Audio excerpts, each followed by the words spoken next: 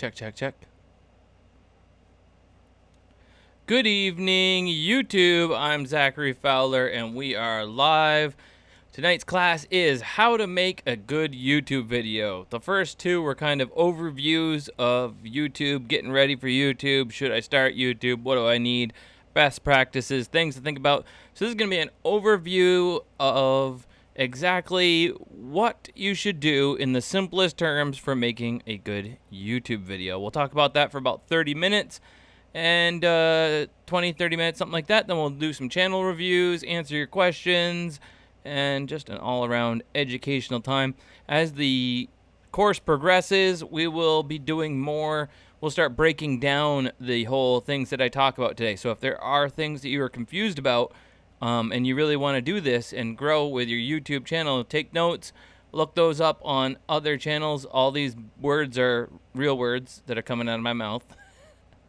That, like if I say B-roll, then you can look up B-roll on some other channels, and you can look and watch, and I'll share that with you. Actually have a couple of them lined up to show you some videos to suggestions for you guys to watch, get inspiration, and to learn how to use B-roll to make better videos. And so as we go along, we'll start breaking down like tighter focus on different subjects. Like, just how to make a channel trailer, how to make how to make the teaser could be a whole class, how to make your thumbnail, best practices for thumbnails, stuff like that. So we'll keep going. Probably thumbnails will be next week because that is like one of the most important things. But you got to make a video if you want to make a video. And so if we do this now and you get a general outline for that and you start thinking more about that as you're watching other people's videos, I think this will help you immensely in the retaining viewers, and so they come back and start wanting to watch more. So if you're leaving your questions, don't just yet. I will not be able to read fast enough to scan back through them. When it comes question time, I'll let you know, and I will be able to answer your questions and stuff. I can't with my dyslexia, I can't do two things at once. Watch this, talk to you. So let's dive right in with tonight's class. How to make a YouTube video. So if you've watched any of my videos, it lays out very simply. The most basic way of looking at it is I have a teaser at the beginning, and then I have the channel introduction, and then there is the video. So to start at the beginning, teaser is trying to show off the most interesting things that you're going to accomplish in that video without giving them completely away. So for instance, if your video is a fishing video, it may be, we're here in some epic moment, and that explains where you are, why this fishing adventure is cooler than other ones. So say it's paddleboard and you're going to catch bass off a paddleboard, you're like, it's like 2 blows, and if it's a blow-up paddleboard, it's like you're launching it in one clip. All of your clips are like 2 or 3 seconds long. They're half as long as you would make, or even an eighth of as long as you would make in the actual video. So for instance, say the paddleboard scenario, it would be like 2 pumps to pump up a blow-up paddleboard, pushing it off onto it with your tackle box, paddle stroke, casting. I got a big one, and then a splash of the fish, and cuts to black, and now we're into your channel teaser. Now this is a very important part of the videos, I think. In some ways it's kind of going away, and there's a lot of viral videos that don't have this. I would say, for instance, I don't know if Primitive Technologies does, but I like to make them new for the 30-day survival challenge, and then have general ones for a specific one for Trick Shot Tuesday, and then kind of a general one. And now this is your opportunity to shine for a new viewer. The channel teaser is kind of like your channel intro. It's going to be all of your most epic things you have ever done, all in one place, in a quick way of basically introducing them to you as a YouTube channel. So even if you're the most boring person in the world, you still have done unique things. And it doesn't have to be talking. You don't even have to, say your own name. You could just have that in the, some element that pops in for a second. Now, if you see mine, we kind of break it down. Maybe I should just bring it up on one of, what videos actually have it these days? So, didn't really think about that, did I? Alright, so let's switch to view and view. I'll bring up AP Bassing and my time with him.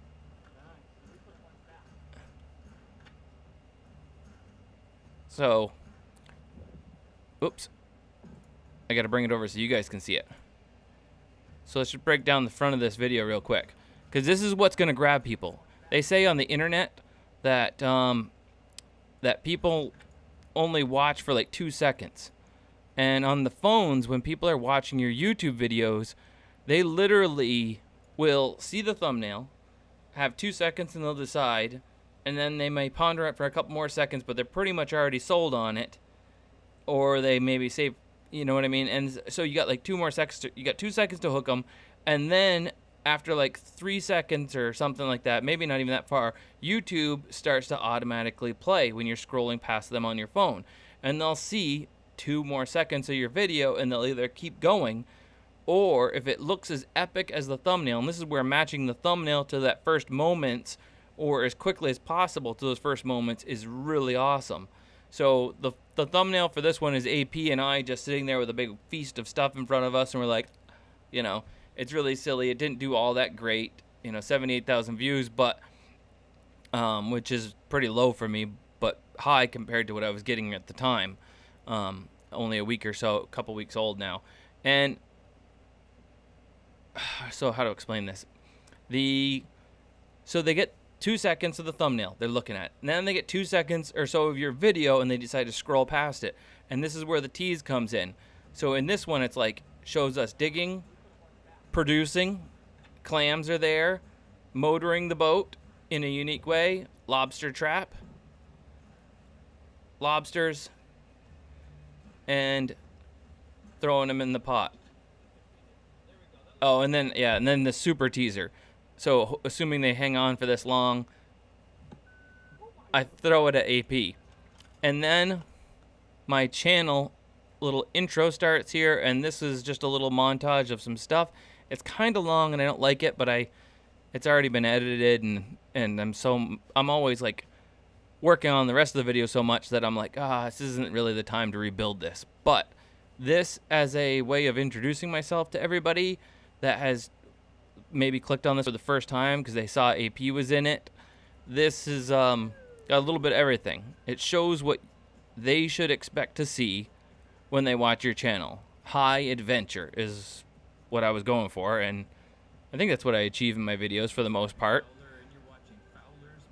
And I introduce myself by name, and it ends. That, if you can, I think, for when you're new and you're building a channel, if you can keep that for under 10 seconds, that would be epic.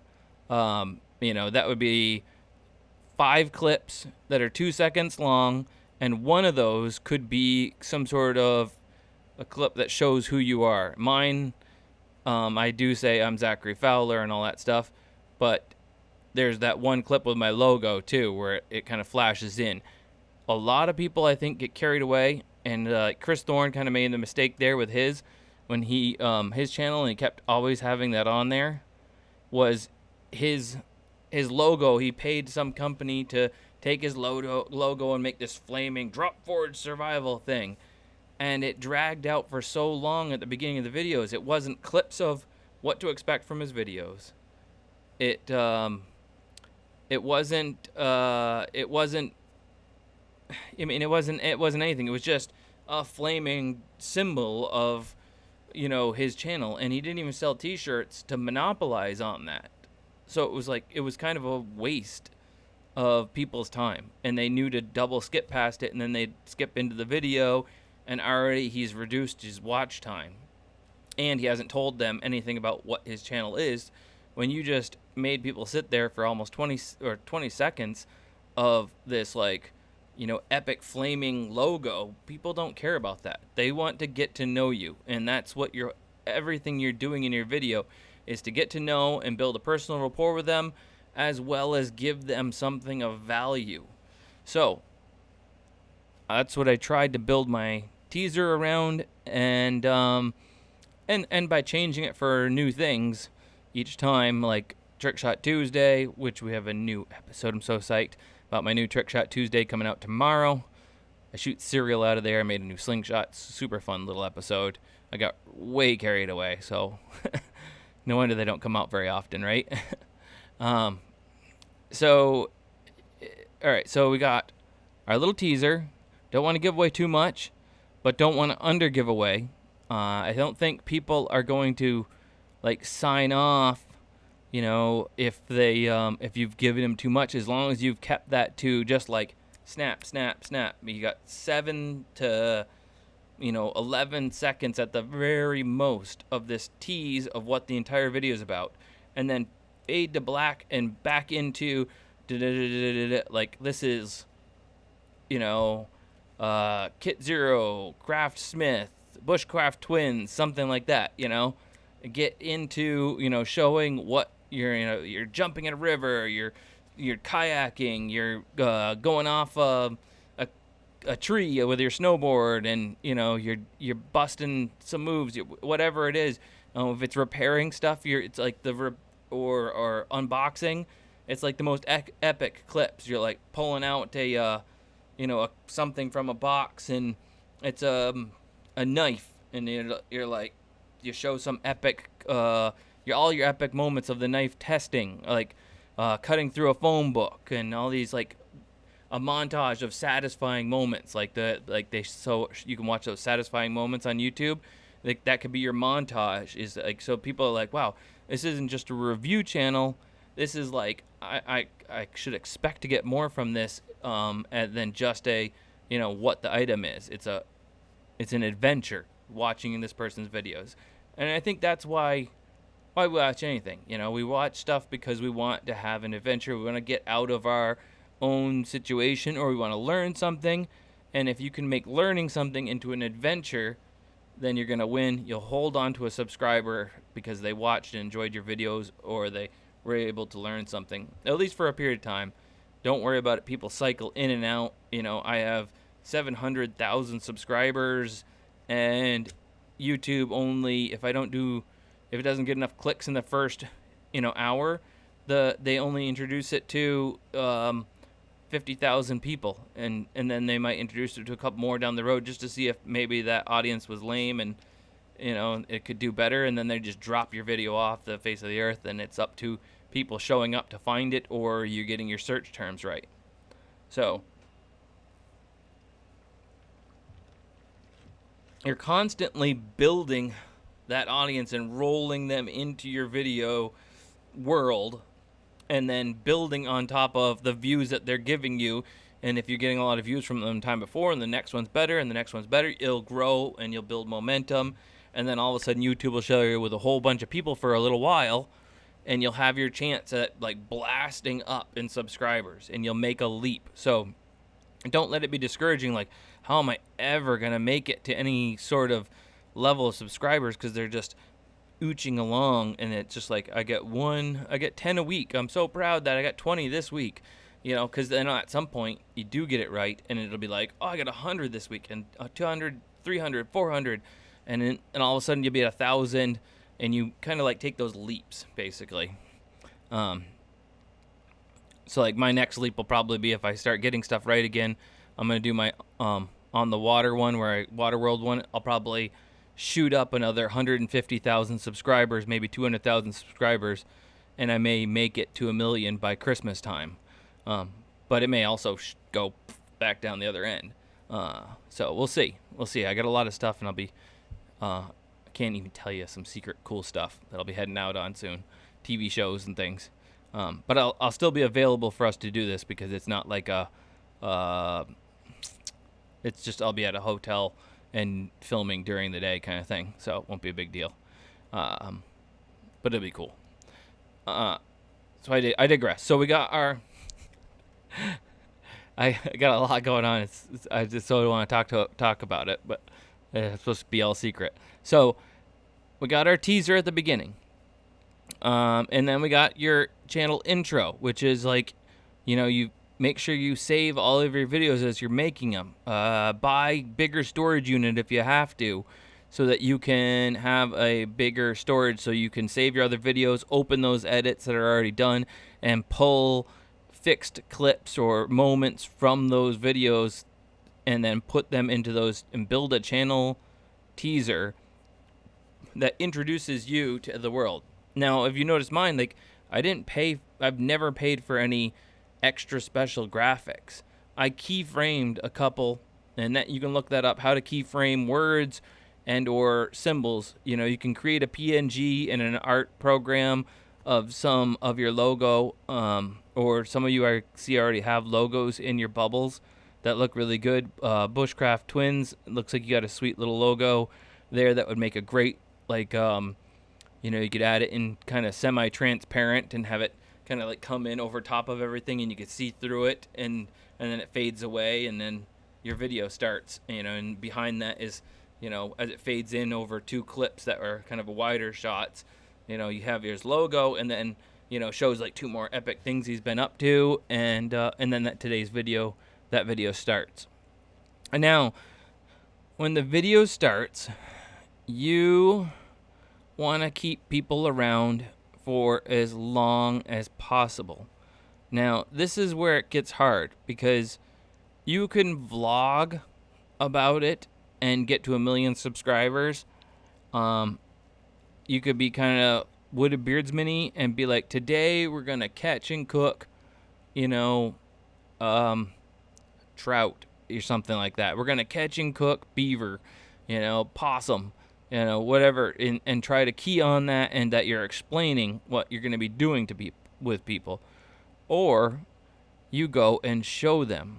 And I think a lot of times, if we look at these other channels that are doing really well, and if you even look at certain of my videos that are doing extremely well, like, there wasn't any talking. It was, so like, the up a tree every, what was it, the Possibles pouch one that I was doing as a Kickstarter for my 30-day survival challenge last time. The whole thing started with just like epic moment after moment, kind of just doing a, camera shot to camera shot, nothing more than 4 seconds, and just showing what I was doing, and it was just to music.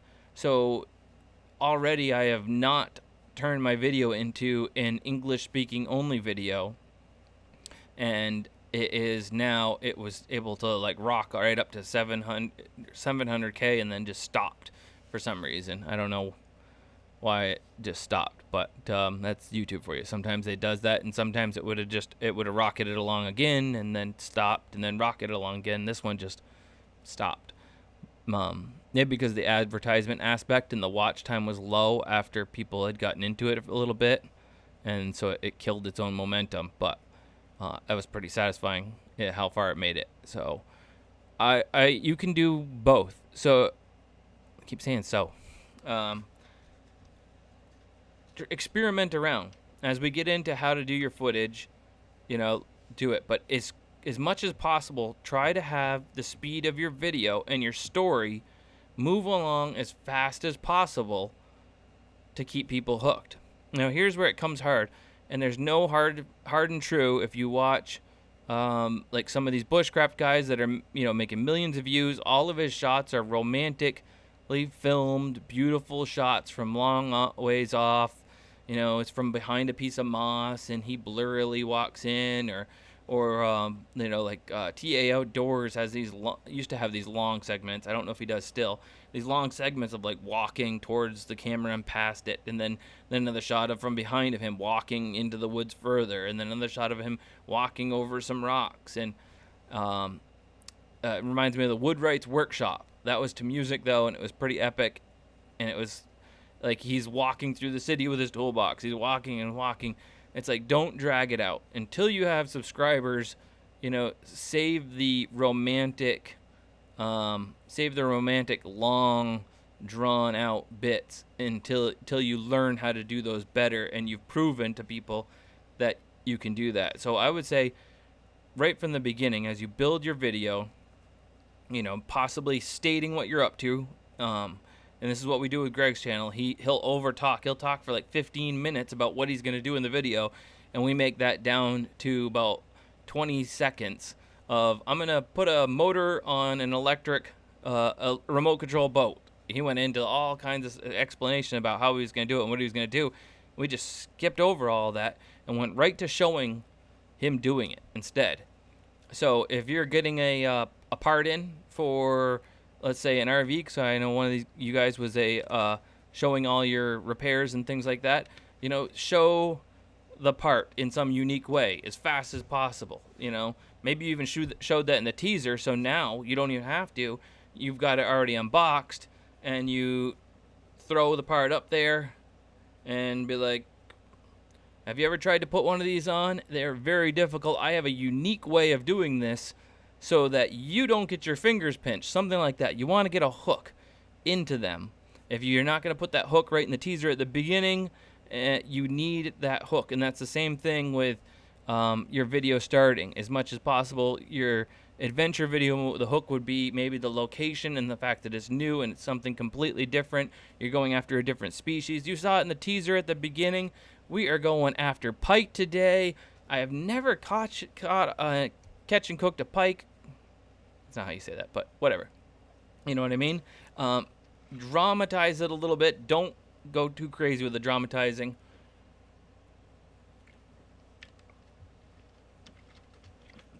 I had a craving for a soda today, but I'm still not doing my best not to do sugar. And I tried a diet drink because it's not too bad. I probably won't do soda again for another year, though. Anyway,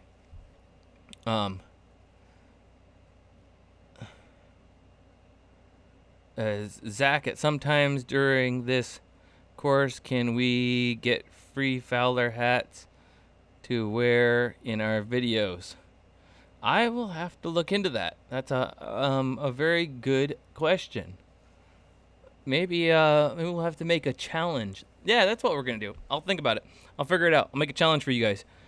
After looking at your channels, if you can use what we've been learning to do, get some certain amount of likes out of your viewers and show that you're listening, then you earn. We'll have a little video off prize or something like that, based on like a ratio of your subscribers per your average views, per your doing something new and getting your channel to pop a teeny bit or something like that. I'll think about it. We'll figure it out. Okay, so get into that.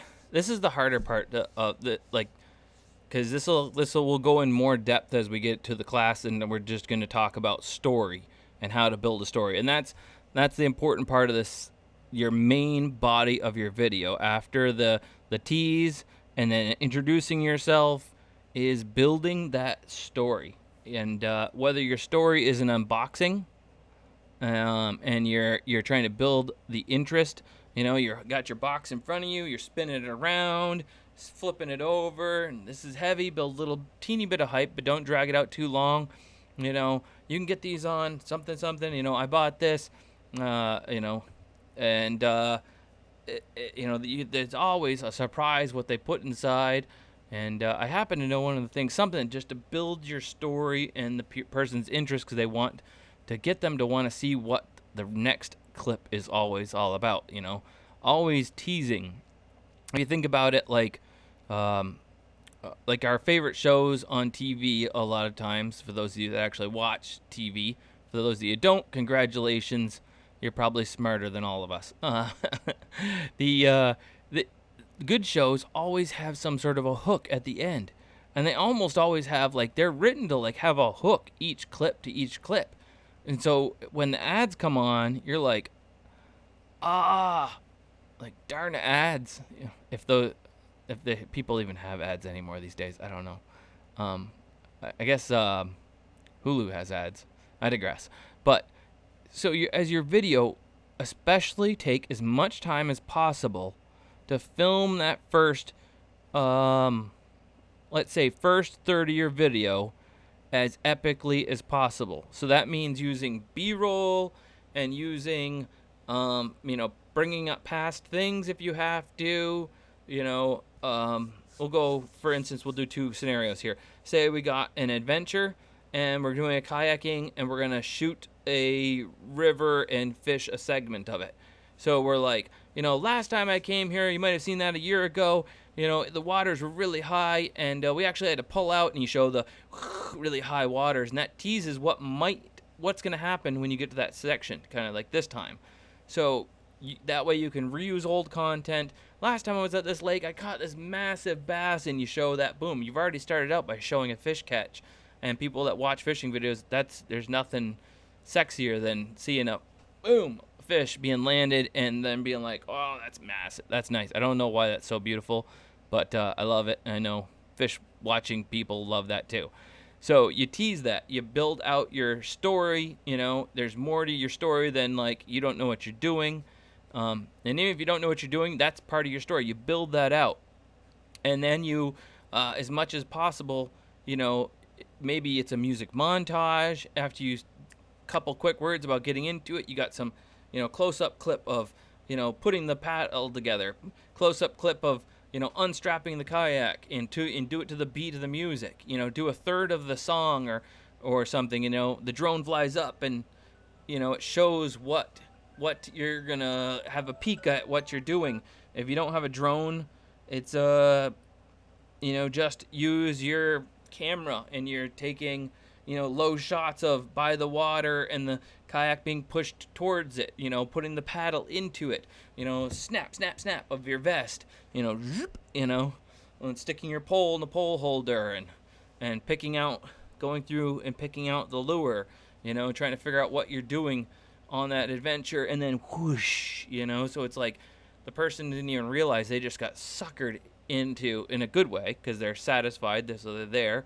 They got suckered into watching the first third of your video before they even knew what happened, because it was just mesmerizing. And there's no reason why it can't be mesmerizing if shot on a Samsung Galaxy in the last 3 years, or iPhone that's, in the last 3 models. And there's channels that have done that time and time again. There's really neat things you could do. As we get into that, cuts and things like that will make those moments stand out better. So now you've made it for the first third of your video. The unboxing guy, it's the same thing. Maybe you're really busting out in the unboxing. I got a really sweet unboxing one to show you, and to suggest checking it out for entertainment value. Because even if you're showing something off in your video, you can do a really epic job of it no matter what it is. Don't always though at the beginning get as many camera shots as you can, and each shot should lead into the next. So for instance, like I was just talking about the kayak thing, each shot shouldn't be so jarring that it's so different. So if the action's moving from left to right, in the next one, you're maybe coming towards the camera. It's you don't even notice in a movie sometimes when it's this camera over here and this camera over here, because it makes sense. The guy opens the door and then he starts to go through it, and the next shot is his coming through the door and around the out and down the hallway, and then it skips maybe even 5 other parts of the building, but the next shot is him coming out of the building, and it makes sense to you. So you want to think about that as you're putting together your video. So the unboxing, if you saw the teaser for the new Trick Shot Tuesday, it's how do I get to the mailbox without wasting everybody's time? I ended up cheating quite a bit.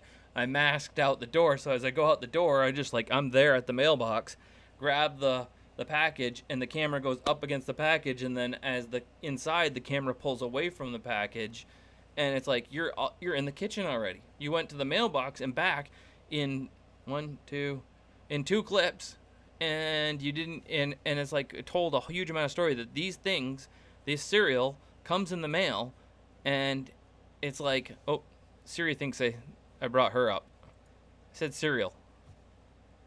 She didn't think that at that time. That was weird.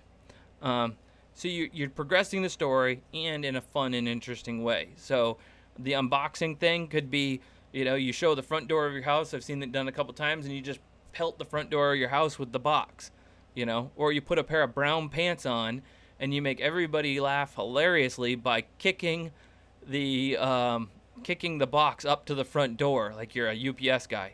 Sorry, UPS people, but it's funny, you know. My UPS guy is the best guys in the world, and they don't do that to my packages. But you could do that and have everybody almost instantly hooked in your video, and they haven't even gotten to the unboxing yet. And that could be the same clip that you play at the beginning, and then every once in a while maybe you switch it. You make it brown shorts with pasty white knees and long socks pulled up and boots, and it's the UPS guy in shorts for summertime, and he's kicking the package up to the door, you know, or you just peg the door with it, you know, from far off, and then you show a hand, the door opens and a hand comes out, grabs it, or you're like inside dusting the snow off of it and be like, wow, that was delivered with care, or you don't even say anything about it. You brought people into your adventure, and now they're hooked. And then you deliver. It's as simple as that. You don't have to go too crazy. You don't have to you don't even have to keep up some insane level of hype. Just try to focus on telling the story, and the more you can keep from your clips being over like 12 seconds, I think, the better. I would even say, you know, you can make an epic video if your clips were... What is up with this phone? Dismiss. Oh, I think I just hit snooze again. I'm trying to get verified on Instagram, and for some reason they do not want me to be verified. I don't get my blue seal. So I have to check every day because it's like such a process to see if the notification came in. You have to hit OK to the verification. Oh, it's miserable. Instagram's obnoxious, but very helpful. That's another thing, integrating your Instagram and your Facebook. Those, if you're trying to start a business selling something that you've been making, that may actually will be a much faster way for you to grow your business and get likes and get sales than trying to build a YouTube channel, really, from the beginning. But you would still want to probably, you know, put that content up on YouTube as well. So now you've got your video going on. You're building your story. You say, for instance, we're on that kayak trip again. Now you're down the river. You got a bunch of now you filmed, you know, 45 minutes of chest cam footage of you going down the river. What do you do with it? Nobody's going to want to watch 45 minutes of chest cam footage. You'd be better off to go a little ways, turn the camera around, put it on a front mount on the boat, get a little bit of that, and then even if you actually just keep cheating and that's all you filmed of the actual paddling and high parts of the adventure, you just put some of the more tricky moments in there, and you put even some of those at the end of the video. It's to build the story of your trip, to bring people into the situation. I mean, with a GoPro, if you can, there's so many neat things. Don't waste your GoPros. Do something unique with it. Put it in the water when you launch the kayak, so you go over it if it's clear water, and you paddle kind of away from it, kind of thing. Or you see the paddle dipping into the water. You got the GoPro on the end of the paddle. All that stuff to bring people into the video.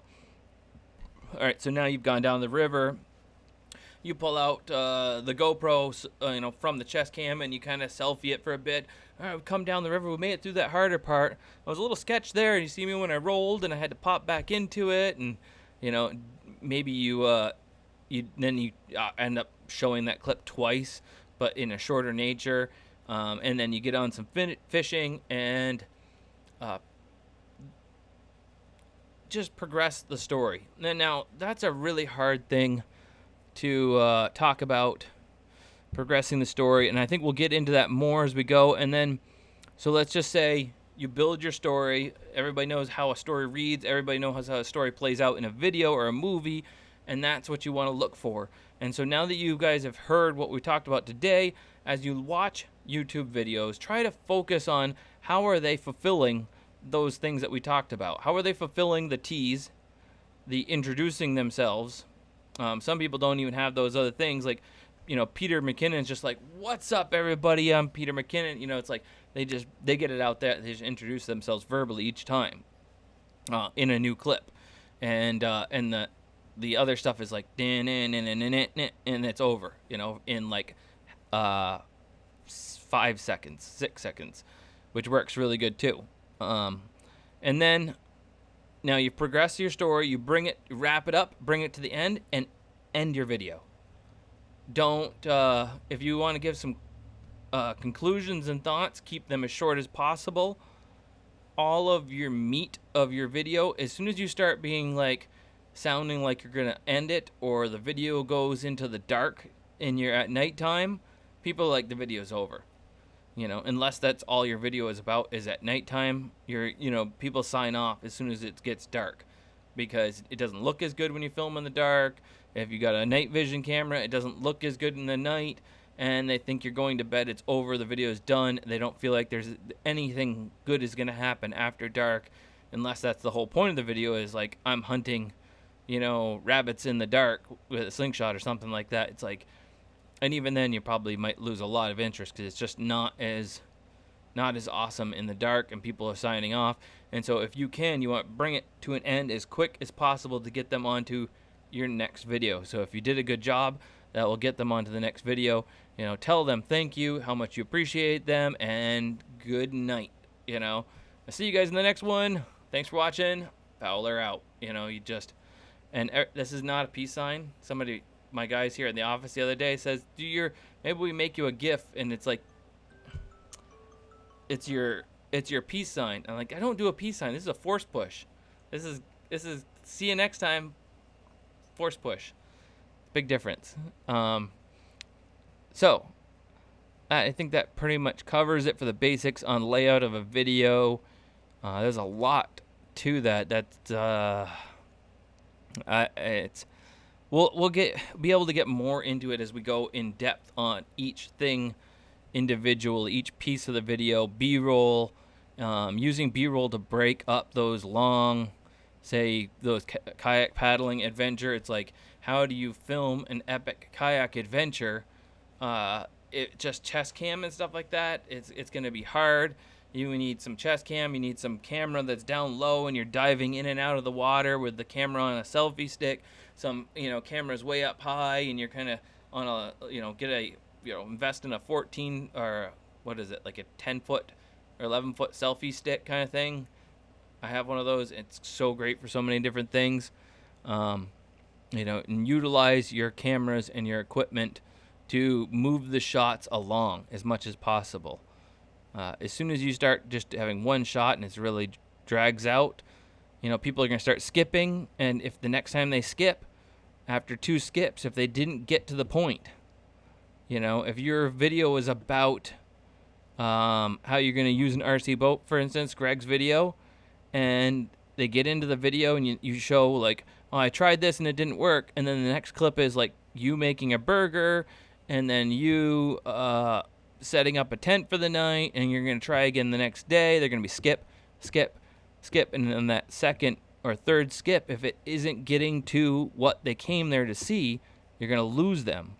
So as cute as it is to have distractions from your kids, and you might find that entertaining in your video, things like that, unless they're really epic, you're going to lose people's attention, and then you lose your watch time. And if that's not as good as those clicks that you got, then it keeps going downhill, and you just progressively, like a rock rolling downhill, you gain momentum going in the wrong direction.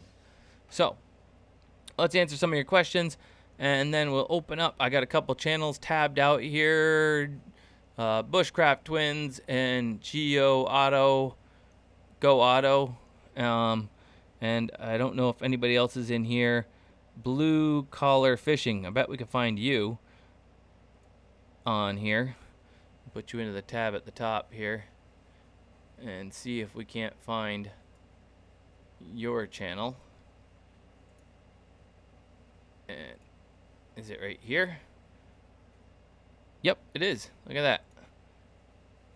And we'll look at a couple channels, talk about what you guys might want to take a look at. Ooh, that's a nice thumbnail. That was a... All right, we'll get to that in a minute. All right, distracted. Easily distracted. That's one of the things that makes me so good at what I do is catching things and noticing things. And, but also one of the things that means I don't get more done sometimes. So I'm going to look. Some people lagging. We're lagging tonight. You can possibly go on and reduce the video quality if it's lagging. I might not have... That could be a mistake too. I could have not set up the matching bit rate to the camera frames per second and something like that. So if it is lagging, I apologize. The audio usually doesn't though. So question number 1, traveling by faith. What is the best way to do a video in English or Spanish? Do a video in English or Spanish? It's a vague-ish question. Best way to do a video is I would have to say, if you have a big a position to reach English and Spanish speaking people, and you can do it without talking, you can nail some views, especially if your stuff is oriented towards Spanish but also works with English people, and you can just literally show what you're doing, you could do really well. If you want to reach the Spanish people, you might want to consider, and it's something as simple as, like, you do. I know you do traveling stuff. Maybe you could, and you speak Spanish, you could do a separate channel that's in Spanish, and you may find that your Spanish channel blows up or something, and like, because if you're just all hands-on, all like GoPro doing repairs and things for the most part, and then you could just basically voice over and explain what's going on in as succinct a way as possible in English and in Spanish, and you have 2 channels, the English version and the Spanish version, and if they're that narrow of a focus, you could find your Spanish one possibly blowing up or something, when the English one is struggling, because I think there's probably a lack of good quality content in other countries more than there is in English-speaking content. I bet you, I know English-speaking content is kind of like one of the bigger things, but, so, you see what I'm saying? Otherwise, do it in English, and then if your channel starts to do well and you can afford to, pay to have the subtitles adjusted, and if you know how to do it yourself, then you fix the subtitles so that Spanish-speaking people can watch your video. I was doing that, having subtitles on things, and it didn't seem to make a huge amount of difference in the end, so I actually dropped that as a habit of paying for subtitles to be adjusted, because they come out and they're a little bit wonky nowadays, the automatic ones that YouTube does, but they also do it for every single language now. So there is a chance that people could watch it and they get enough out of it, and so we'll see. White Wolf Survival. Let's see if your channel is up here somewhere. We could bring up your channel when we do the looking at the channels. Whoops, what did I do there? Cancel. White Wolf Survival. That's a great name. Nothing like having survival. If you're doing survival stuff, having survival in your name. I don't see a little blue person bubble right off the bat here. So you mixing in with everybody else and they're not even, YouTube's not even gonna put you up. Great opportunity for a good logo there. Oh, is it a W? Well, we'll find out in a sec. Anyways, what do you do if you don't have Facebook or Instagram and you don't want to get one? Then you don't worry about it. You don't need Facebook or Instagram to do YouTube. They are slightly more helpful and convenient when it comes to when it comes to building a business than YouTube can be. And, because YouTube is all about views and entertainment, and people aren't as quick to shop. But great short videos are easier to build and do well at times on Facebook and Instagram and then just be able to, you got to want to, with Facebook and Instagram, you want to try to keep a 5-to-1 ratio where you're like, or 4-to-1 ratio where you're like 4 just entertaining things to entertain people to 1 like post on Fridays like, hey, the new rods are in that we built, new fishing lures, new slingshots, whatever, and when they've got their paycheck and it's burning a hole in their pocket, and the rest of the time you're just blessing them with entertaining content. Scroll down. What did I see? There's somebody just say, Zach, review guy here. I'm currently switching content anyway from unboxing to actually using the gear on adventures and reviews. Any suggestions on a smooth merge of content? So now that's a good question. Common Family Survival. Chris Thorne tried to go from unboxing things to doing survival stuff to get more views so he could learn more and do something more that he wanted to do. And he kind of lost his subscribers, interest for a while. I don't know if he's brought it back. I just keep coming back to him because he's such a good example of, of the struggle at times. And, it was a decision for him, and so it's a decision for you. Do you want to, and you're already doing decently and you're getting bigger numbers just unboxing stuff, do you want to do a better job of that, or do you want to try and make it more active? There are the best way to make a smooth transition from one form of content to another is to start introducing it slowly and keep asking your subscribers how they like that. Hey, oh man, I instead of just unboxing it today, after I've unboxed it, let's go out and try this out. I got a couple things I've seen other people do with the knives. This receiver, from this unboxing of tactical gear.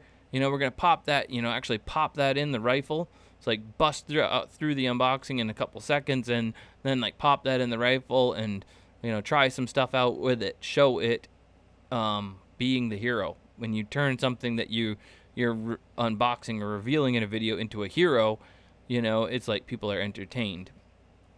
Show how it saves the day. Show how it's useful, instead of just showing what it is, right?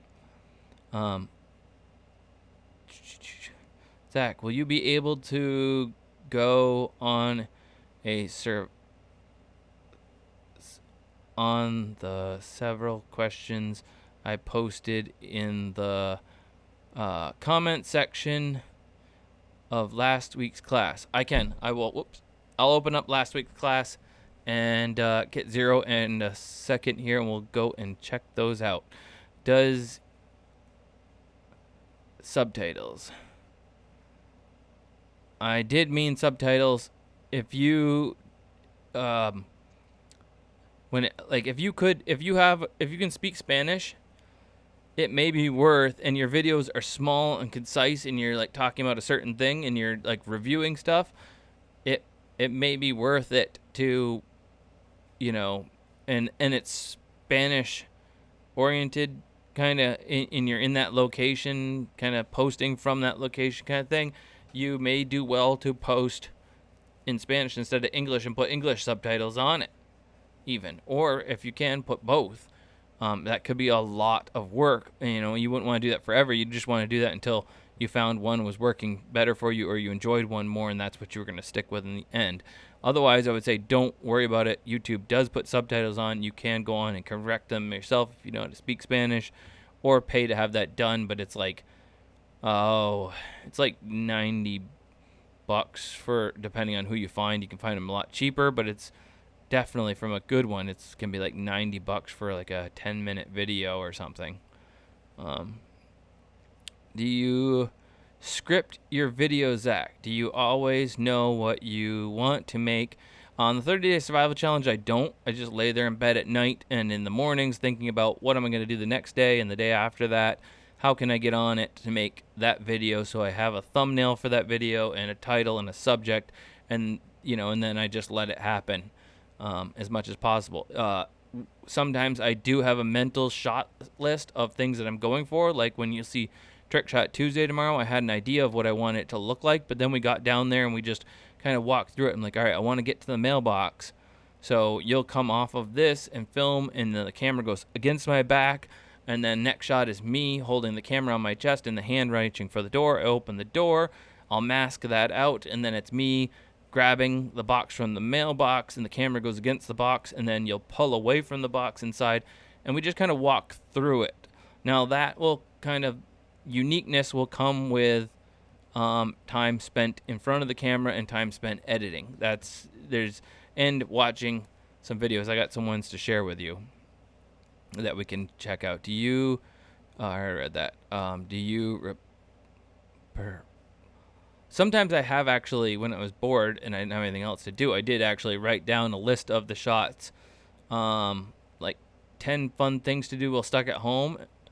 Was it no, pocket shot versus slingshot. I had a whole shot list in order written out of how I wanted the cans to come up, and then I turn around and I shoot it, and the cans are attacking me, and I'm the old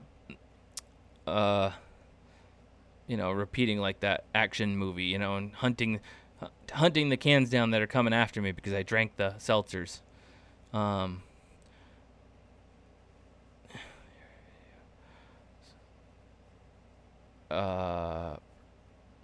So as much as possible, I kind of, I probably come up with a video idea like months and sometimes ahead of time, and then other times it's like I have something I need to do, and I just switch to it, and I try to just bang it out, which means that I spent 4 days like trying to film something crazy, and it might not even work because I changed gears. I'm trying to like nail down the similar video as somebody else to rank, because it's popular.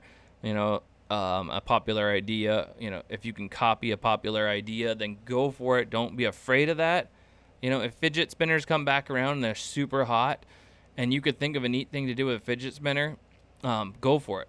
Let's bring up Chris Thorne again. For like he, when he was still very small, he had a fidget spinners became really popular. He grabbed one and used it for the top of a bow drill. And I think that was maybe the first video that might have got 1 million views or came close to it when he was only getting 10,000 views a video at the time. He might have one that had 1 million views that was about forging stuff. And that's why he started his channel, was he was just going to like film other people forging stuff and maybe get into it someday. So if you see something that's hot and its topic is trending, definitely copy it. Definitely. As much as possible if you can. And try to get it out in a timely, quick manner. How many cameras do you have running on average? I usually only ever have one camera running. On a loan, they asked us to get a camera down close and so it's out of the way and light the fire and then have the other camera. And it's like, I kind of started doing that a little bit at the beginning after the show when I first started making my own stuff. I'm like, that's ridiculous. Why would I have, just get, if you have a camcorder, then you have you can zoom in on your hands, show prepping up your materials for starting your fire, and then, and then move it to, go wide, and you move down to the fire, and you make a test spark, and then you zoom in again on what you're going to hit and make sure that the camera can show where you're moving, like your tinder bundle on top so you don't move out of the shot.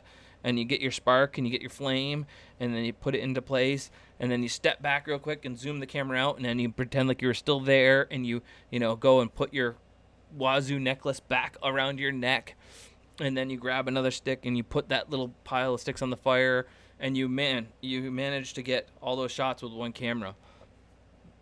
That's Greg. All the stuff that we do with him, that is one camera, and now he's got a GoPro as well.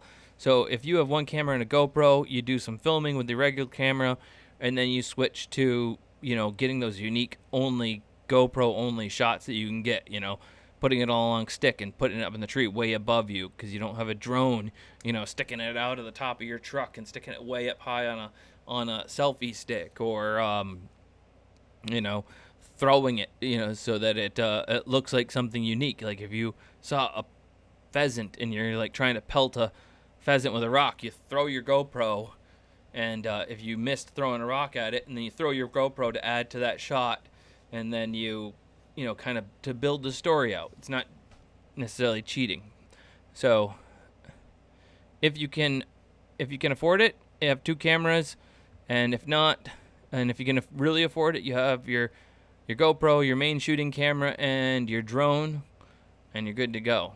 If you're a kayak adventure person, you just have two GoPros and maybe a drone, but probably not, because you'll fly that maybe at the beginning of your trip, park it in the car, and then go do your kayak adventure. One of them that's on you and one that's showing you paddling and stuff.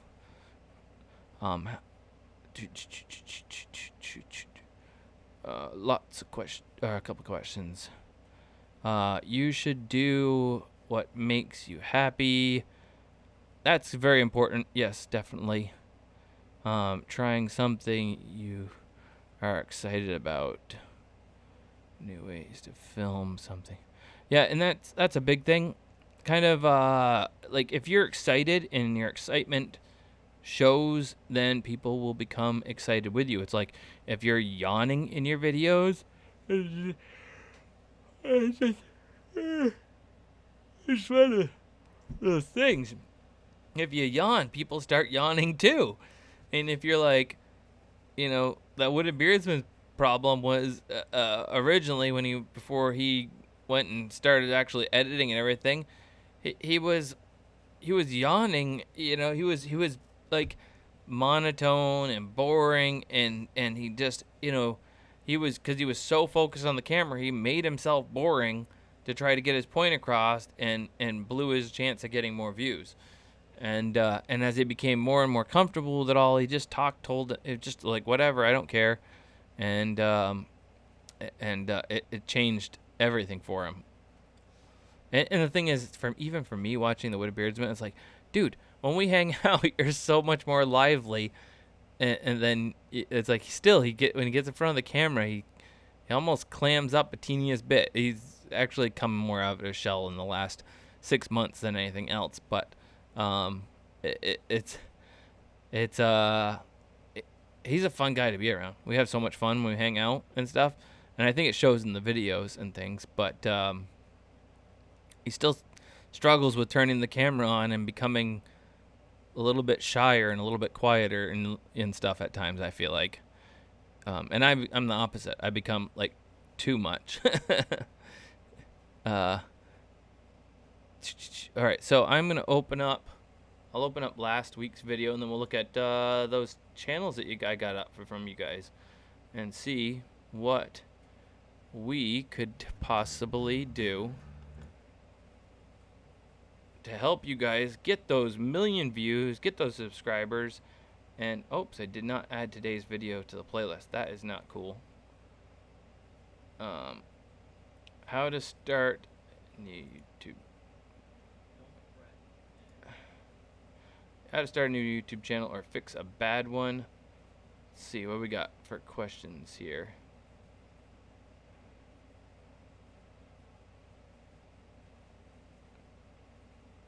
I'm not seeing any questions in last week's video.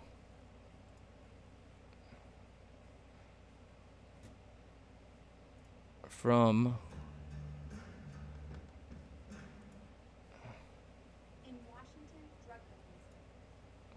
I don't know why I'm getting ads on my live streams. Like, I have YouTube Red. Oh, that's a big thing. You guys have YouTube Red.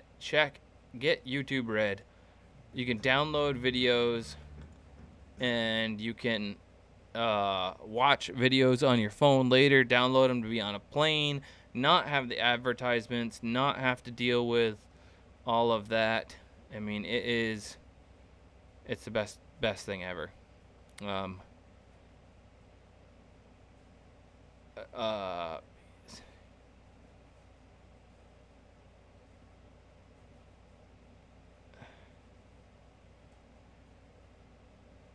see. Hey, I'm not. Oh, here we go. Here's a question. If for some reason I can't make it, Mancrafting TM, will this be left up? Yes, it will always be left up. You guys can always go back and watch them.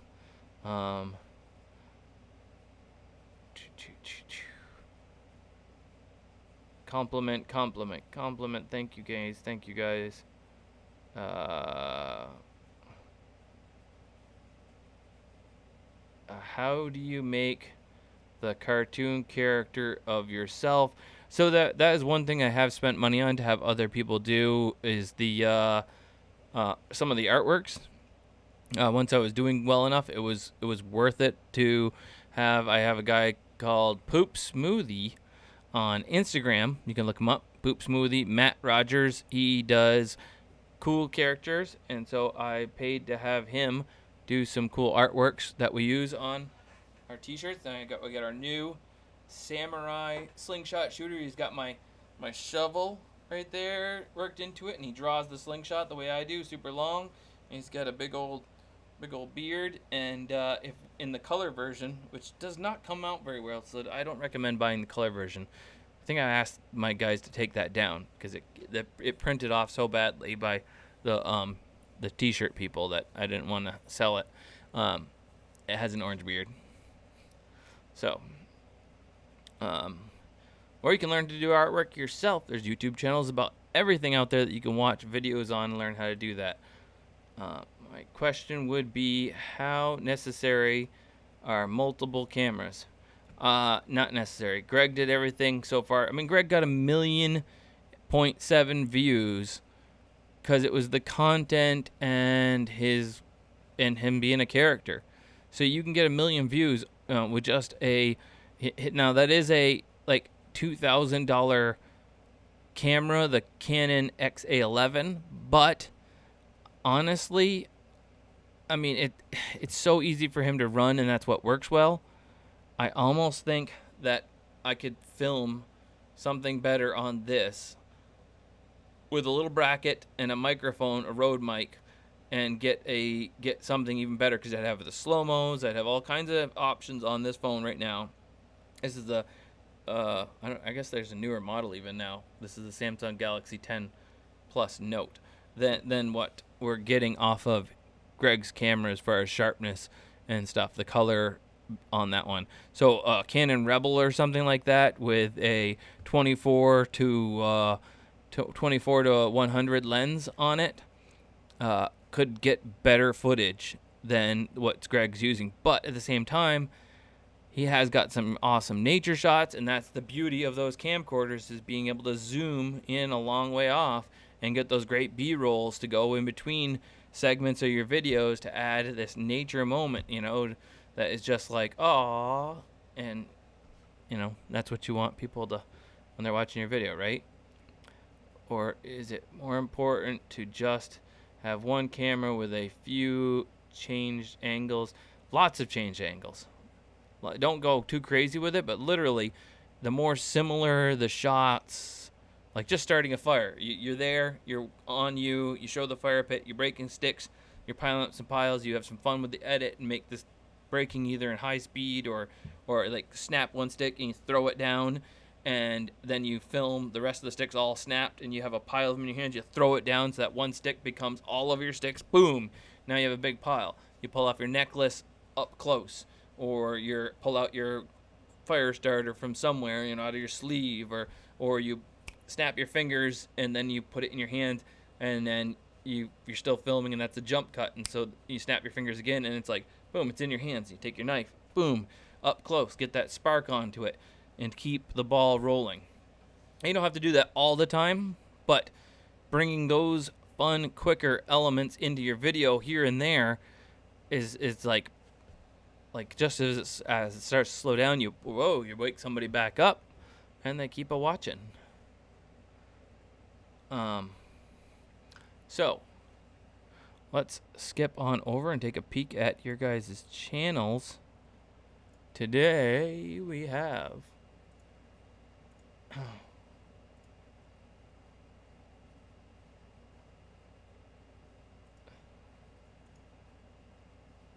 All right, so from the top. Actually, before we go to that, let's look at right here what I was talking about. We got some videos. There's a couple quick suggestions for you of other things to watch. We got, where is it? Oh, I wasn't down far enough. All right, we already talked about Nick Nyman for like how to. Now, here's a good one. Peter Walbeck. How to shoot cinematic intro sequence. This, if you're unboxing, now don't get discouraged if you guys are watching this stuff and you watch something like Peter McKinnon or this guy and you're like, that is so epic, I could never do that, I don't have a gimbal, I don't have this, I don't have that. There's always ways you can replicate these kind of things to a certain degree with what you have. He's using this gimbal and lighting and strings that he's masking out. You could simply have, say you're trying to get this laptop shot the way he is and spin the laptop between your palm and the desk and just get a nice clean shot of that. And that's that one shot that you're replicating. There is always a way to be able to do some of this stuff for yourself. This is a really good, just inspirational one for adventure and how to, you could look at the camera angles. This guy, outdoor chef's life, catch and cook these anchovies. Great little kayaking out there, not really showing all that much. Just, this is what I'm using. This is what I caught. Going home, chop, chop, chop. Made something delicious. Explains a few things about it. So you don't need to explain every single tip about something if you're teaching about something. Give 3 unique things you think of when you're showing how to do something, and the rest of it just let the visuals speak for themselves. Maybe even say the recipe's linked in the description below, or as you're shooting through all this montage of chopping and all this stuff that's happening, maybe it just pops up with the words and it doesn't take away from the montage, so you can just let some music roll, and just bring out the beauty of what you're achieving through visual. And then third one I definitely suggest taking a look at is Daniel Schiffer. Now, he does a bunch of these things that seem like they could be impossible for you, but I guarantee you I could film, and now it wouldn't be as good in post and all the other things, but it would be so much better than a lot of people's videos just filming that with my phone and just copying those same movements, that whole whipping down, and you could be doing that. You could, trying to think of our kayak person, you turn to the side, and in the next shot you turn to the same direction, and then kayaks come down off the roof, you film, and maybe your girlfriend's helping you film, and you're not doing it just yourself. You bring the camera down, and then as the camera comes down, it's like the next shot is the camera's down and into the cockpit of the kayak, and then you pull it and the camera's pulling out, and you're pulling out those kayak paddles, putting them together, stuff like that. Just always be thinking of these things and watch these videos for inspiration of these cuts that they're doing, and you can do them without you can start learning how to do them and experiment with them, and they'll still look good without spending a fortune of time on editing software and or speed ramping and adding motion blur and all these things like some of them do. For the most part, I don't do those things. I just if it flows from one thing to the next, and you're like, whoa, it looked like that I went in on that box that's coming out tomorrow and back out. That was all. There was no fancy editing added to it. It was just all in-camera cuts that once I just cut them in the video, they just matched up and it just played out well. I may have made a transition to black in between into the box and out, but that's like any editing software has stuff like that. And then the fourth one, Danny Gaveritz, whatever, some filming self. This one's kind of foo-foo-y slow, but it brings out some good points about stuff. And my biggest point here is look for stuff to inspire you. Look at how they're doing it.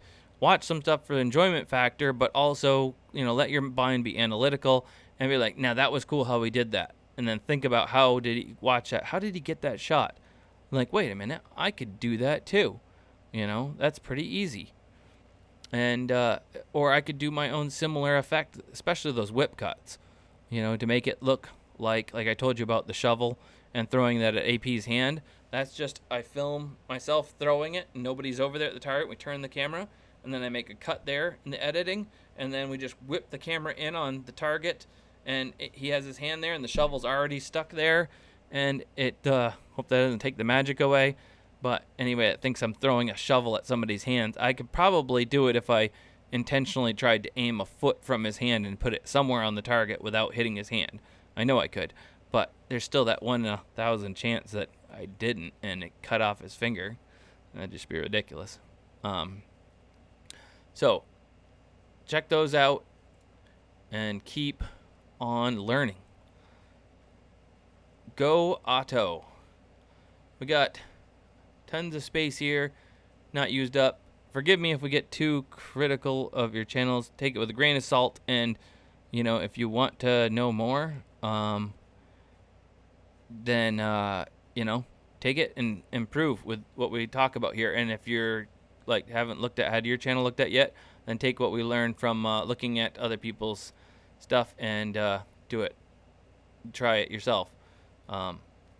You want to have, when you make your your banner here, grab a template in the photo editing software and open the photo with that template to those parameters, so that way because on here this is like for cell phones, there's a border here and you only have between here and here on cell phones, and so if you make your words go all the way out to here, only people on computers or TV will ever actually see your full name of your channel. Just the rest of the time it gets cut off.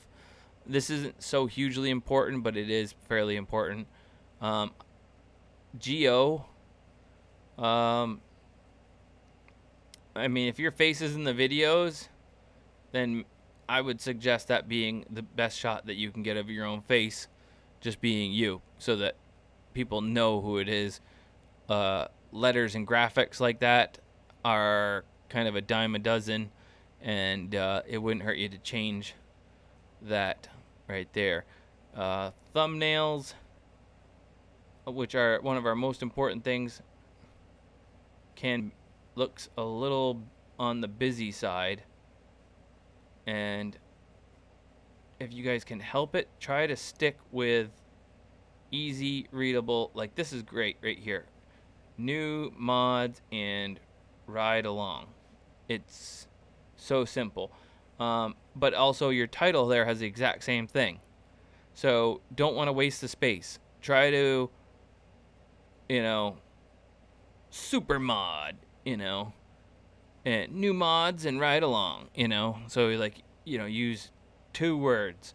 We really don't want to have a lot of words on your thing. I'd stay away from the cursive-y stuff, and those are hard to read. Bad news is a great one, but you probably lost the ability to get as many views from it, even though it did better than the other ones, as you could have, because the words bad news wasn't as bold as it could have been.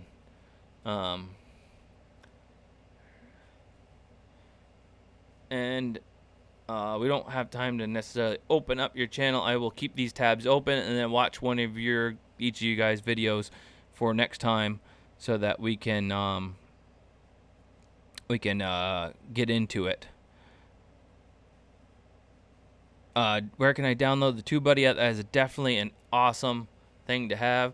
Oh, and that was the other thing we're looking here. Got plenty of space for more tags. You can have more tags that match exactly your channel and your channel description. Oh, that's discussion.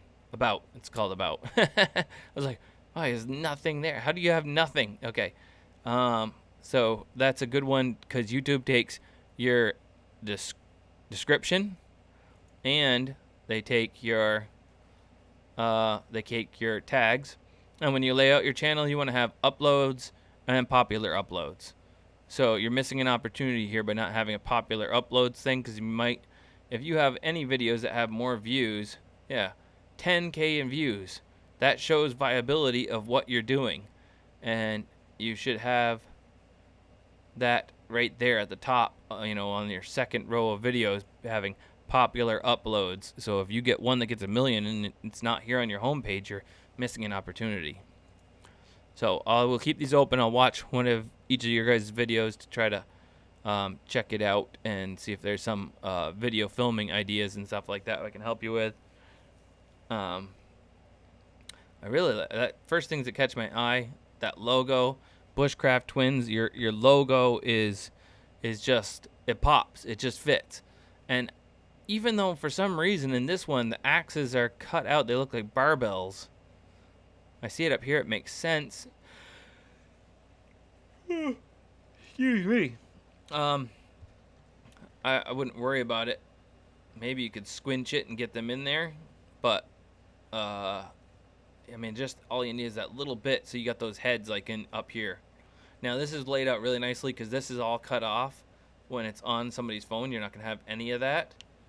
I would add a little black outline to this red if that's gonna be your thing. Is like have something that makes that pop from the background a little bit, and then looks, you're missing some tags. You could have tons more tags in there. Bushcraft being the title of your channel, and that's like a missed opportunity right there, not having bushcraft camping, bushcraft survival, combination words. You're looking for your combination words. Same things in your description of your video. You're about having a nicely written paragraph introducing yourself as much as possible about all the things you are, because they're going to take those keywords out of that, the keywords out of this, and they're going to put the two together and create a profile for you to draw from when they're trying to find people to serve your videos up to. That grabs my eye right there, that hammock, and just boom, it's like, oh, look at that. And sure enough, look at that, 148K 5 months ago. Popular uploads, it wouldn't even hurt. Like, that's a good way. Wouldn't even hurt having that right at the top of your channel when you're new, instead of uploads first.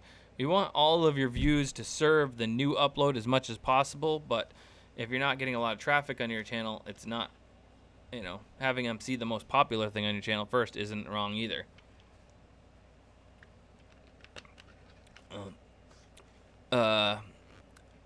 Do you do this full time and are approaching 1 million subs in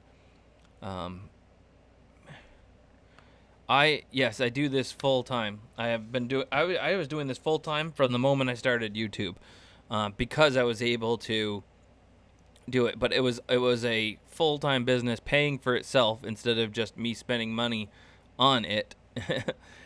Within just under a year, in less than a year, and taking care of my entire family with the money that came in from this in less than a year, because of just rocking out the consistent videos and gaining sponsors and things. Now, a little bit of that had to do with a loan, but my alone momentum stopped at 3,000 subscribers. Then it was like I lost people because I wasn't doing stuff like I did on the TV show. So in a way, it's actually like it might have gone too much to my head and thought that I was going to be able to do more than I did, but I never gave up, and then it ended up producing anyways. You have to build an audience yourself. You can't rely on TV shows to become famous. You can make the most of what you do on a TV show or on somebody else's YouTube channel as best as you can, but they don't make you, TV shows don't make you necessarily famous on YouTube. So that's just so clean. Putting your little logos in is a hard thing. I'd say this kind of a logo popping in where they're blended and they're small, but they can actually add more business to a photo. By not having yourself in there and having it be about the product or the adventure, things like that, is pretty good. it's like seeing your popular uploads. You can see right now what you're doing each time, which is successful. This cover photo is killer right here. Heaven tent hammock giveaway. I probably, if it didn't have giveaway in it, like, it might even have done better. You could have put but it's hard to say because when you already have, you know, less than 1,000 subscribers, who's to say? But that kind of, if you can keep with that kind of style of thumbnail, continue to crank out, it wouldn't even matter what your content is, as long as it's solid enough content. As you grow and you keep building, you'll learn better to make better content. I'll take a look at that on my workout time, and we'll talk next week, go over you guys' channels, give you some more quick tips before we get into other people's stuff. So we got blue collar fishing. Love the whole blue collar fishing thing. The bubble, your little bubble self, is too much going on in there, I would say. It's very hard to see. Like, if you look at yourself right now in the comments, like, look at how tiny it is. I can't perceive what's happening inside of there. So whenever you guys build those, think about perceiving what's happening, like maybe just yourself or just the fish, you know, or put a blue collar on a crappie, you know, just a cartoon blue collar on a crappie, and just, you know, put it in the cover photo. Find somebody that can help you with a little bit of artwork. You can obviously do a little bit on your own, or you know somebody that can. Oh, right there. I don't know. I had it scrolled up, or I wasn't paying attention here. That should be your thing. Just this blue collar, and that should be your little circle down here, I think. You know, blue collar shouldn't even say fishing, but just blue collar and a fish or something. That's coming very close to what you want there in your little bubble. 1K in subs, so you must be doing something good. And look at that cover photo. Oh, that one just grabbed my eye, and I just fell in love right from the beginning. I don't even know you or anything about you, but it's like, that's the one that, did I just click on that? Oh, that's the one I'm gonna watch when I check it out after this. And we'll talk about next week what you could do with your content. That's a nice little, you got a little teeny fish, you got some bait there. I would lose the other person. Like, try not to cram too many things, especially with people. If the channel's about you and you have a guest, then cool. But until your guest is, you know, somebody that people would actually care about, then just make it about you and introduce them in the show and have fun with them out there. Don't try to include too many things in the cover photo, because you cramp your own style, basically. Get that popular uploads up here as your second choice or your first choice, one of the two. And good combinations of words and word things here, and focus as much possible. Adding that fishing, you're doing it there, adding fishing into, because you got blue collar, you can't really get anything out of those, but in your titles, having fishing, so you can keyword for it, and your about could be bigger. Always, you know, write a full on use up as many words. YouTube gives you a space for as many words as you can use, so you want to always use them. You know, these channel keywords, you want to fill that thing right up, every single one. The same thing on the videos and the descriptions. Oh, all of them. Fill those up. White Wolf Survival. I don't know if this is you. Is this? When do you start getting paid? If you, I think you get over 5,000 views and 1,000 subs or something like that, you can, or 105, I don't know, some certain amount of hours and stuff. You can look up how to get monetized on YouTube. There's some very simple videos. There's going to be some of those little background things we're not going to go into, because it's been years since I did it, and it would just be wasting your time if I did something that you could easily just look up by one of those how-to guys on the backgrounds of YouTube on how-to, because that's not really my thing. We're talking about getting you guys more views each time you put out a video. When I had, wish I had 1,000 subs. You guys can get there. Just gotta put in the time, and don't just take from what I'm saying here. And okay, here we go. Tyler, he knows. 1K in subscribers and 4K in watch time hours in 12 months. So, I mean, as soon as you have 4K in watch time within that year, you'll be nailing it. 1,000 subs to 4,000. Yeah.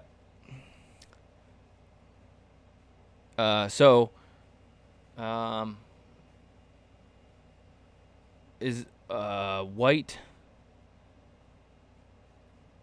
Wolf Survival. I'm guessing this isn't yours. You got a little person bubble thing. And this is somebody with a W. So we'll just skip past that.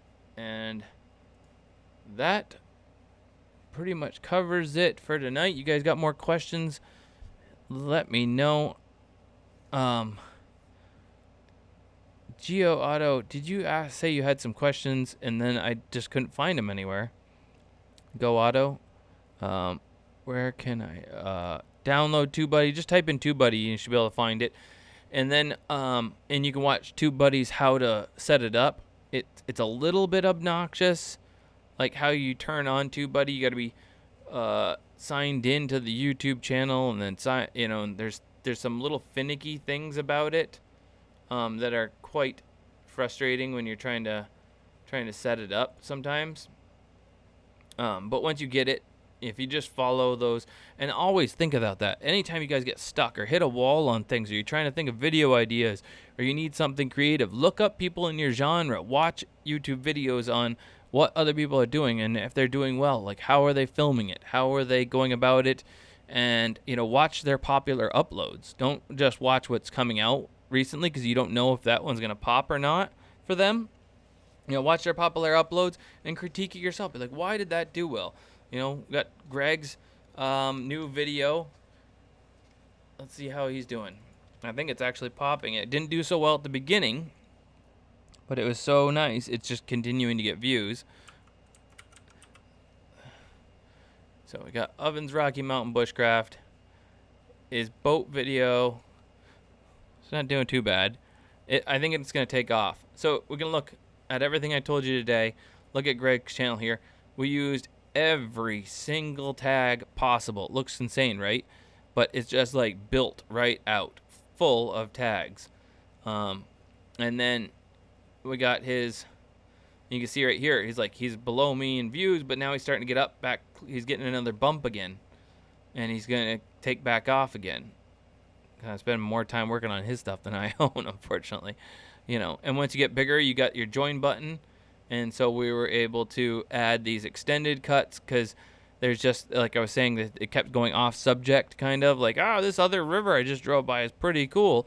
And it's entertaining and interesting, but like at the same time, for something that could have 1 million views, it's very distracting to the storyline. People are going to skip, and then if they find that, they're not getting what they showed up there for, they're going to fall off, and the watch time won't match the clicks per impressions, and the video takes a dive. And this, I'm pretty sure, after 4 days, getting 74K, because he was kind of on a down low from these last 2 videos, this will be 1 million. If not, yeah, that'll be 1 million for sure. And the same thing with the Blueberry Pie. It was like got some good watch time, good clicks per impressions. It took a little bit, but then it took off. And it's a matter of the combination of your thumbnails and your good content to keep people coming around. Gain their trust. Show them that, you care by putting the time into it, and you do the work, and you're going to nail it. I think I just about the TubeBuddy. I have it now. Yep. That is... Oh, White Wolf Survival, that was your channel? Okay.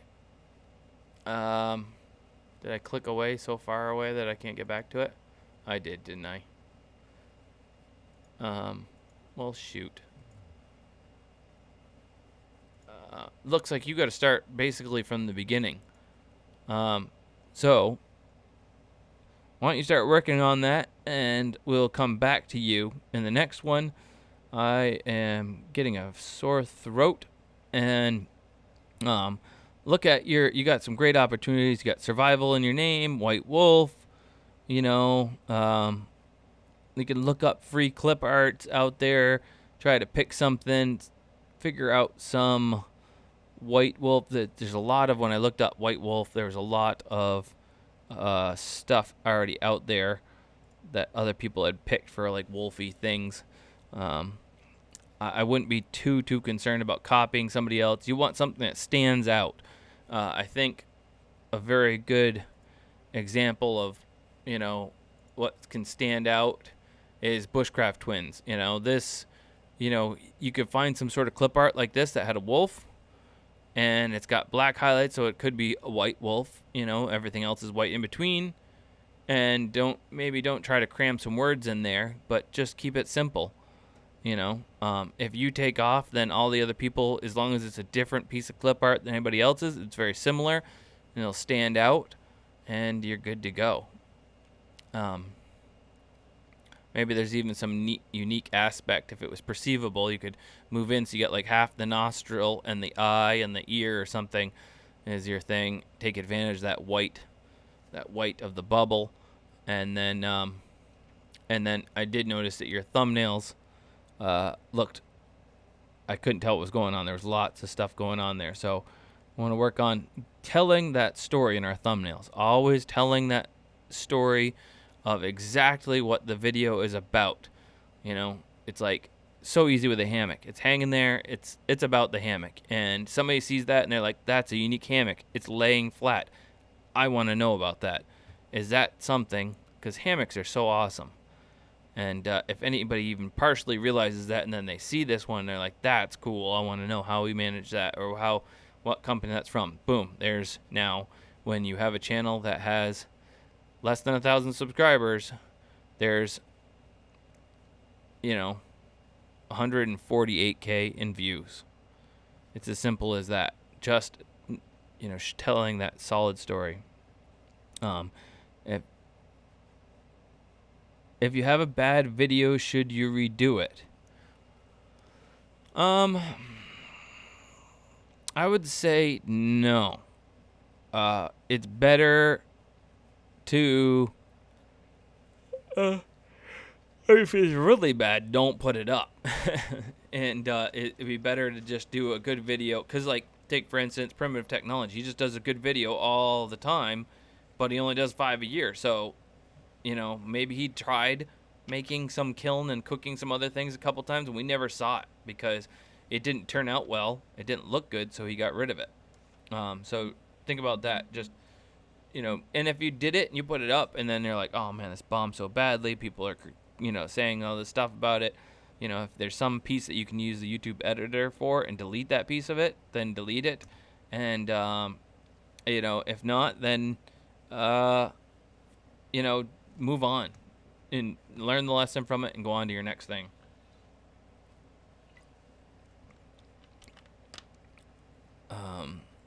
Zach, what do you think about rooftop tent build for those that don't have $5K to buy one? So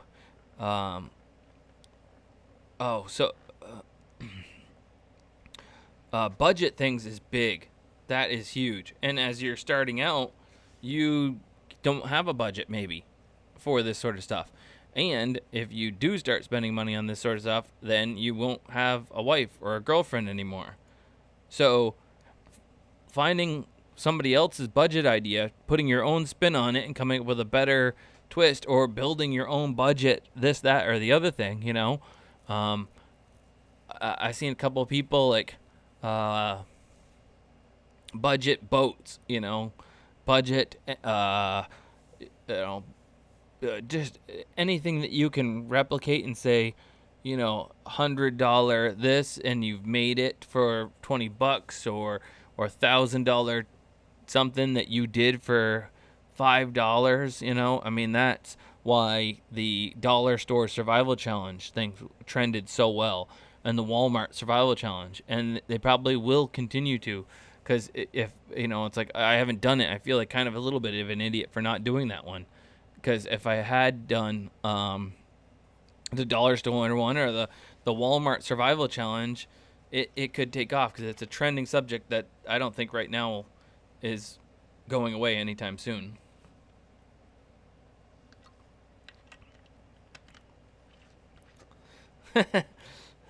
Darn women always spoil the fun. Now they keep us down to earth so we don't float away into the atmosphere, I think.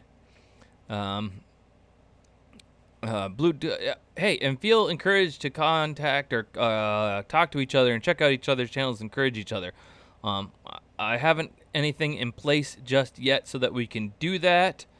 But if you guys want to, in the comments below, this is our thing. You guys have paid to be here, and the comments are just between us, I believe. I don't think other people can sign in to the comments or leave comments on the video. And if they can, I mean, you guys can, hey, check me out, find me on Instagram, and you guys can Instagram back and forth and build your own little teams. I have my team with the Wooded Beardsman, and working a little bit with Ace over the his spice and what we sell on the website, and Greg Ovens, and we're trying to build out a full team, kind of like Guggen Squad, a little bit in our own bushcrafty squad thing as time goes on.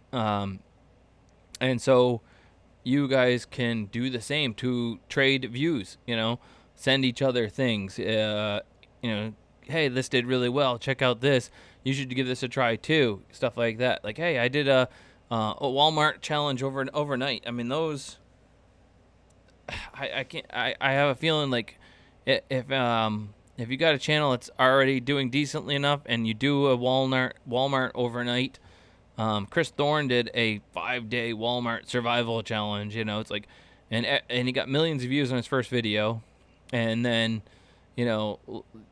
spillover views onto the next one. Because the first one got like 3 million, and then people just stopped watching as it went on further and further. But it's like that first one.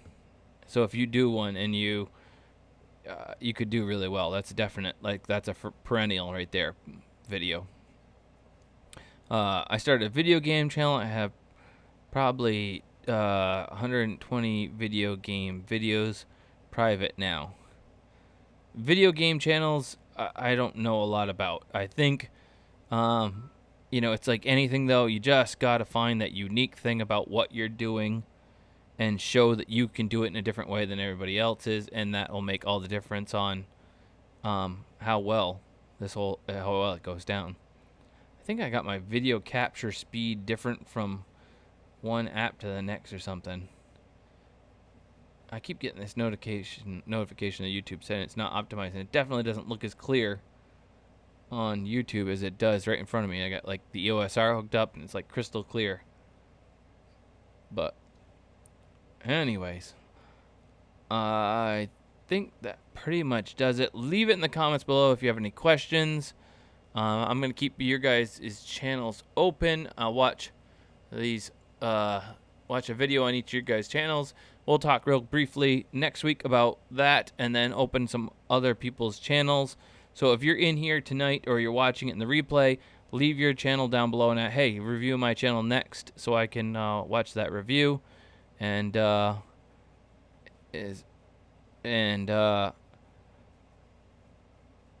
I pretty much covers it. Oh wait, I want to do a truck stop survival gear. That would be good thumbnail. To do a truck stop survival gear, what would be a good thumbnail? That's a good question. That's something I'd love to dig into and think about. Off the top of my head, truck stop survival gear. It's kind of a hard one though, because it's not, you're like zeroed down to like it only applies to a very small amount of people. Like, we don't even have truck stops, and like really like around here, so like there's great parts of America I feel like that don't aren't even impacted by that. So it's like a hard thing. It's almost too narrow of a focus. But at the same time, maybe because it is that narrow of a focus, nobody else has provided that answer before. So you do, I probably just the gear. Chris Thorne is a great one to look at for that. Showing how to display a bunch of gear, and you could totally have like a picnic table covered with gear, and in the background you just see, tractor trailer trucks parked in a row, and you kind of have like, truck stop survival gear kind of like transparent over top of the trucks, and then the bottom half of the picture is like this spread of gear, and it's like, and some of them are catchy. Right in the front is like pepper mace, taser,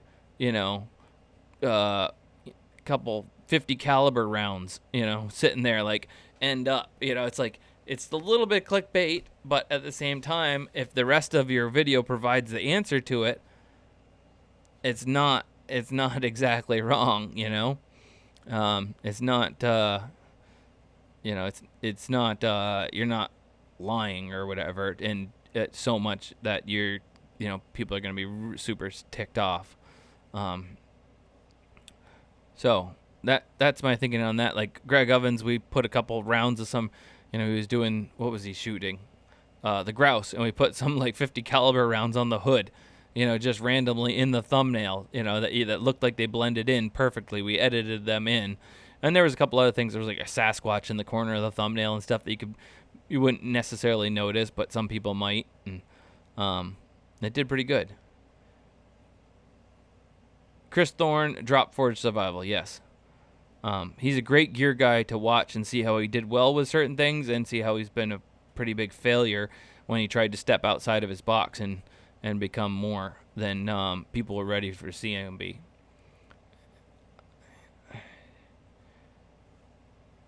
I'm taking these classes so I can sell out sometime as well. my boss and the idea of having one game.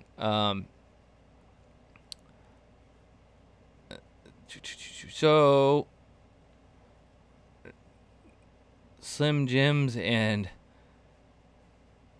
cheap pocket knives. See, that's the thing I'm not sure about the truck stop thing, because we don't even have truck stops. I'm not sure. Are you talking about like buying the stuff at a truck stop and surviving with it, or are you talking about going, having the survival gear that you need at a truck stop, like toilet covers and or sanitary wipes and things, because like it, and a taser to protect yourself, some creepers, and stuff. The only time I've ever stopped at like rest stops, I went to pee in the woods because it was all like locked up inside, and some guys started popping out of the woods everywhere when I went out into the woods, and I was like, okay, I don't have to pee that bad.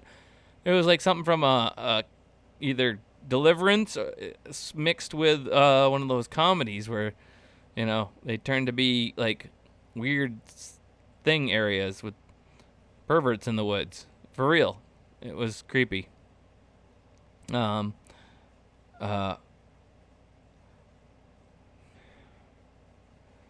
Wear a giant Slim Jim wrapper. I was thinking sitting by a campfire. I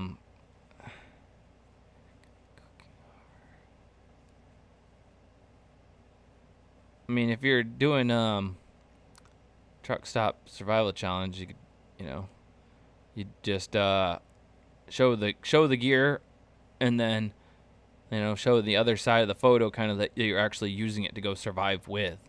If you're talking about surviving at a truck stop, so they don't have to utilize it heavily, so that you are prepared for the situation because you're traveling over the road, then you want to show the gear spread out and the rest area and or truck stop, kind of typical image of that kind of blurred out, but still perceivable in the background. Yes, buying at truck stop. So yeah, I've never been in an actual true truck stop, because I've heard about them, that like there's all kinds of stuff there, and you can get like books on tape and or everything and everything, like their little mini Dollar Trees or Walmarts in there and stuff. So yeah, truck stop survival challenge.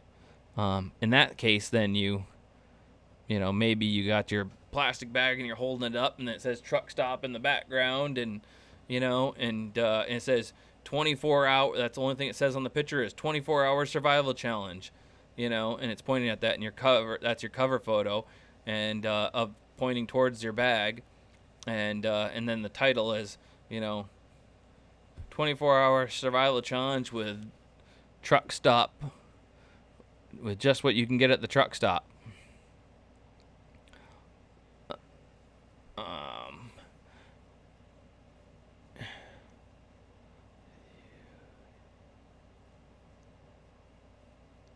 You paid him to do a challenge with you, and he didn't show? What are we talking about? Oh, we're talking about Chris Thorne? Yeah, I don't want to get into that, but let's just say extremely unreliable. Ouch.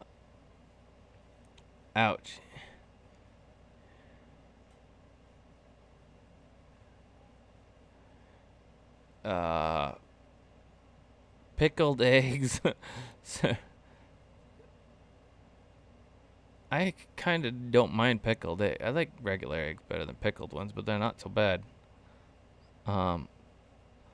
Zach, if you like audio books, check out. I hate graphic audio. I'm sorry. I don't mean to poo on your favorite thing.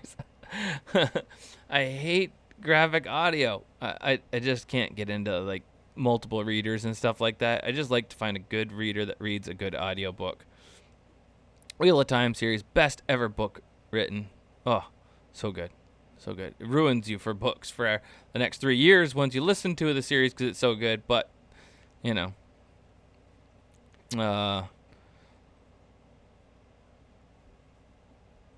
Anyways, I think that pretty much does it. Sounds like the kids are popping up out of bed or something, and I got to go and make sure they're tucked in. So, I will see you guys in the next one. Like I said before, leave it in the comments below if you have a question. Feel free to try to get a hold of each other through, you know, and say, hey, check me out on Facebook or Instagram. I wouldn't be afraid of sharing your Facebook and Instagram. There's, you know, with each other on here. I can't think of any reason why you would be, unless you're like super private and paranoid about it. In that case, then feel free not to connect with each other, and try to always watch videos thinking about what they're doing and how you can replicate that same pace and that same whatever it is, whether it's the speed of the shots that keeps you watching, the momentum, the music that combines with it. There is no hard and fast on some of that stuff, and we could talk better how to do that as we start narrowing our focus on each different aspect of the video and thumbnail. I think next week we'll talk about thumbnail. I will create some templates and examples, and we'll go over that, how to create a better thumbnail. And we'll look at your thumbnails and review your channels. And that about does it for me. Stick a fork in me, I'm done. See you guys in the next one, and tune in tomorrow. Trick Shot Tuesday's back with an awesome new episode. Thanks for watching. Fowler out.